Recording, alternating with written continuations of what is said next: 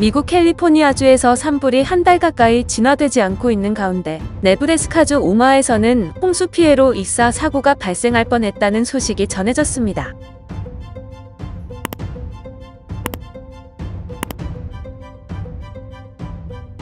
CNN 등 미국 현지 방송은 8일 캘리포니아주 북동부에서 발생한 산불 딕시로 인해 이날 오후 8시까지 48만 9,287에이커 상당의 면적이 소실되었다고 보도했습니다.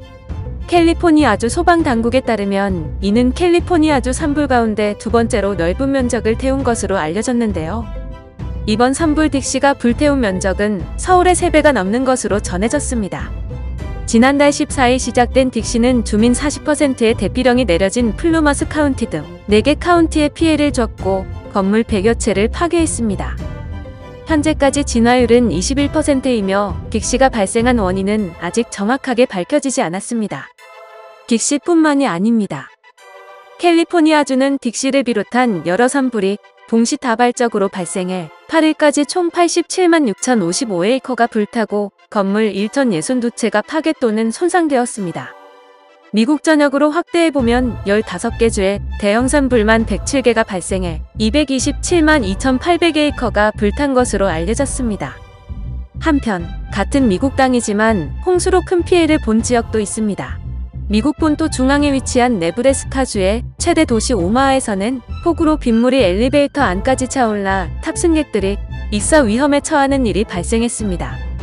9일 ABC 방송 등에 따르면 네브래스카주 오마하에 사는 토니 로와 그의 친구 2명은 지난 7일 밤 10시쯤 홍수 피해 상황을 직접 확인해보고자 아파트 엘리베이터를 탔습니다. 이날은 우박을 동반한 폭풍우가 쏟아져 오마하의 강수량이 13cm에 이르고 도로가 60에서 90cm가량 침수되며 대혼란이 발생했던 상황이었는데요. 이 위험한 상황에서 루 일행은 도심 피해가 어느 정도인지 궁금해졌고 직접 확인해보기 위해 집을 나섰습니다. 결국 이들이 엘리베이터를 타고 로비층에 도착하자 문이 열리기도 전에 빗물이 환풍기를 통해 엘리베이터 안으로 순식간에 쏟아져 들어왔고 문은 열리지 않았습니다. 루의 친구는 물이 목파로 밑까지 차오른 상태에서 휴대전화로 구조 요청을 했고 루 또한 해당 아파트에서 관리 업무를 보고 있던 친구에게 전화로 도움을 요청했습니다. 다행히 루의 친구 3명이 구조대보다 현장에 먼저 도착해 엘리베이터 문을 강제로 열었습니다.